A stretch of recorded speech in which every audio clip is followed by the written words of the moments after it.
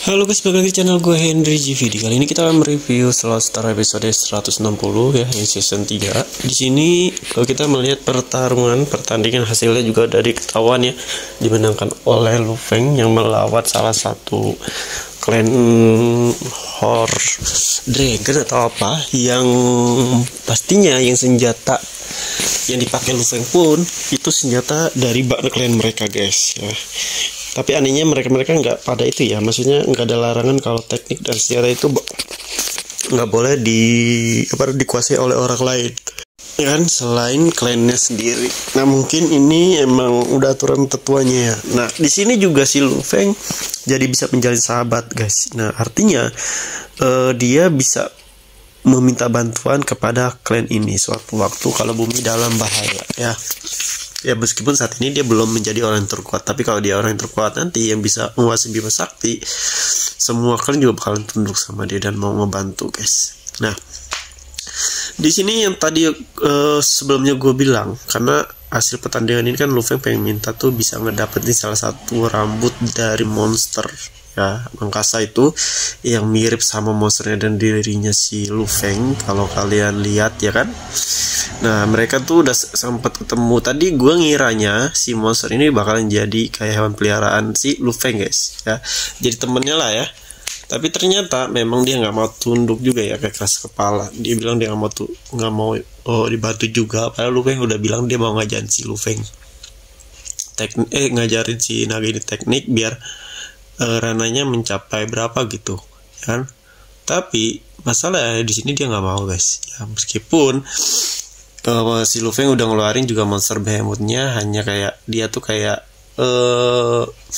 apa namanya ya kayak mengenang aja ya, mengenang masa-masa dia. Mungkin beberapa monster yang tersisa di luar angkasa ini, salah satunya ini.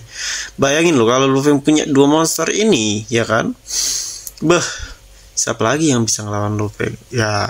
Banyak sih sebenarnya, monster ini bisa ditangkap gitu ya, apalagi berarti di atas monster itu banyak yang kuat, kecuali kalau Lu Fengnya sendiri yang kekuatannya rananya makin naik. Nah tapi karena di sini Lu Feng ngambil salah satu sebuah mungkin rambut dari kita, kayak kerbau, model itu kayak kerbau ya kan. Kalau si behemothnya si Lu Feng kan naga ya. Nah kalau ini lebih ke campuran naga dan apa namanya ya, dan kerbau, kebo gitu, ada tanduk-tanduknya ya kan.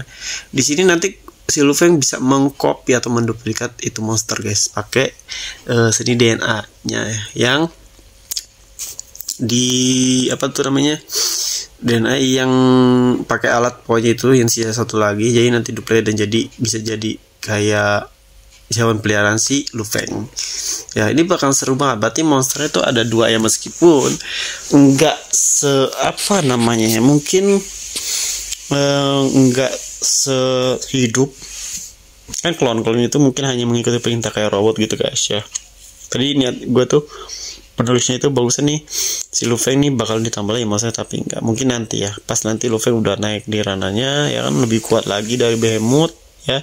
Dan dia juga di sini nggak tanpa sengaja sebenarnya ya, Lu Feng ini menurut gue mungkin disayang, palingnya disayang sama si penulisnya, karena tiba-tiba dia bisa diizinkan masuk ke ruangan yang dimana tuh hanya salah satu elit dari keturunan atau klan tersebut yang boleh masuk guys, elit petarung lah, dewa perang.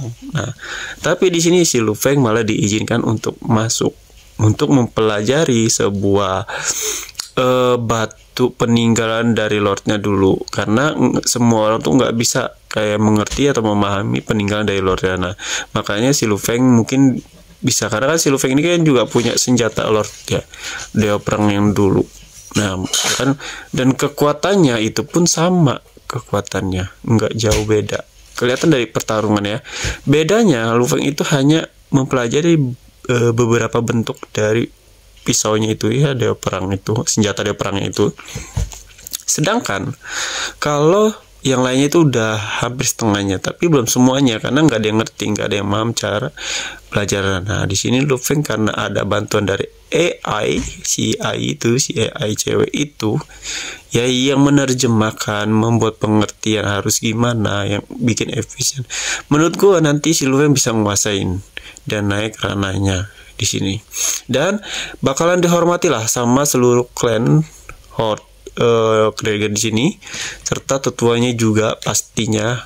Apa ya, Lufeng itu orangnya kan nggak pelit-pelit amat ya, pasti sama dia kalau dia ngerti, dia paham ya, pasti disampaikan ke ketuanya, membuat kedepannya orang-orang bisa mempelajari peninggalan dari ketua atau sekte ya. Nah di sini juga mulai terungkap ya sebuah problem dari kenapa sih si Dragon ini ribut-ribut mulu ya, kan si Lufeng ini sebagai utusan untuk nanyain dan untuk memperbaiki, menolong masalah itu. Nah jadi belum tahu kalau ternyata ada dalang atau di balik semua ini kayak sengaja gitu saling menghancurkan. Apakah ada perebutan lahan, perebutan apa planet ya kan? Gue juga nggak tahu. Karena di sini kan Lufeng tiba-tiba datang udah terjadi, kayaknya saling merampok gitu, tapi nggak tahu alasannya kenapa. Karena orang yang melakukan itu juga orang sembarang guys. Dia itu berasal dari apa sih namanya tuh, dari perusahaan virtual yang emang tempat si Lufeng berlatih akhir-akhir ini, kayak sekolah. Nah jadi menurut gue tuh ada sesuatu hal, gue juga nggak tahu apa yang dicari di sini. Satu lagi, nanti kayaknya si Lufeng ini bakalan balik lagi ke bumi ya. Mungkin kalau masalah udah selesai dan udah ketangkap ini orang yang tahu kan, kalau dia waktu itu ngadep si ketua, salah satu ketua dari si perusahaan virtual itu, dia nongol tuh guys, sebenarnya ada tuh musuhnya. Dia lah yang bikin recok, dia juga nggak suka sama Lufeng sebenarnya ya kan. Dia juga nggak suka sama Lufeng, nggak tahu kenapa pokoknya. Mungkin karena Lufeng bukan orang anak bangsawan, kelihatan biasa aja di sini di antara mereka. Widih, tapi paling seru lagi pas dia tadi ngadu pedang ya. Kalau kalian nonton udah keluar episodenya, itu keren banget. Jadi gue baru dia juga mencampuri teknik prajurit darah ya, prajurit darah. Kalau kalian nonton movie-nya, kemarin gue nonton movie-nya tuh, dia mungkin diceritanya dia gimana caranya bisa berlatih teknik prajurit darah. Nah kemarin tuh digabungin tuh prajurit darahnya sama kekuatan Behemothnya untuk menghancurkan itu pedang yang benar-benar kuat kalau nggak ada bantuannya tuh si Lufeng. Oke, mungkin cukup sampai sini. Jadi kalau kalian yang mau belajar desain ilustrasi, desain website, desain aplikasi, serta desain grafis di kata platform lainnya ya kan, kalian bisa cek di playlist YouTube gue atau bisa DM IG gue, nanti kita tanya-tanya diskusi. Dan gue juga ngajarin kalian gimana cara menghasilkan uang dari desain skill ini. Terima kasih udah nonton video gue, sampai jumpa lagi di next video.